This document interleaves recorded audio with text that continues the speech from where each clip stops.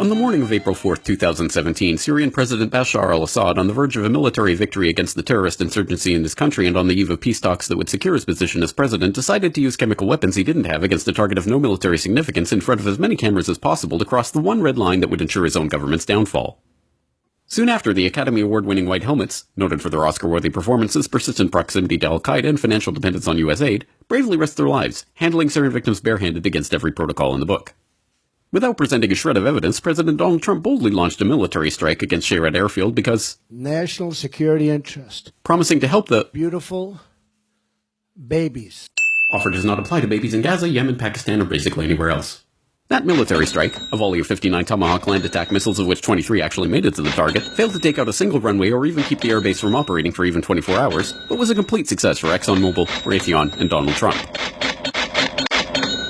No one could question the wisdom of striking Syria, except Donald Trump, and no one could oppose such a move, except Russia.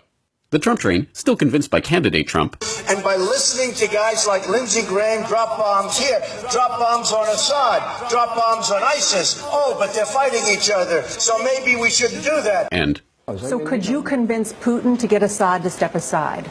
Well, they've been trying to do that. Could I?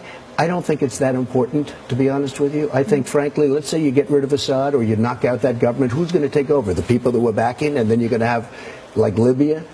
Concluded that this was seventh-dimensional backgammon to make China afraid of the U.S.'s willingness to spend $100 million in a fearsome show of failing to destroy a single airfield.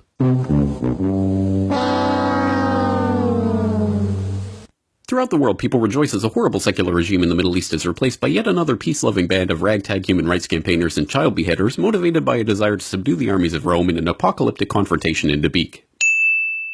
The chemicals for the previous Red Line attack in Syria have since been proven to come from Libya with U.S. approval, but that's probably not relevant to this case.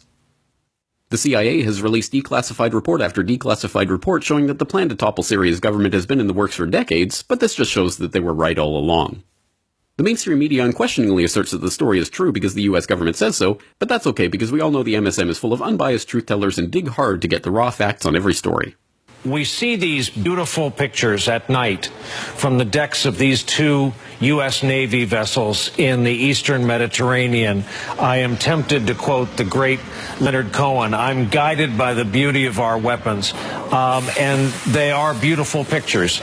Even members of Congress think the story is a load of hogwash, but that's okay because they're probably crazy. Because frankly, I don't think Assad would have done that. It does not serve his interests. It would tend to draw us into that civil war even further. Who do you think is behind it? Who do you think is behind it?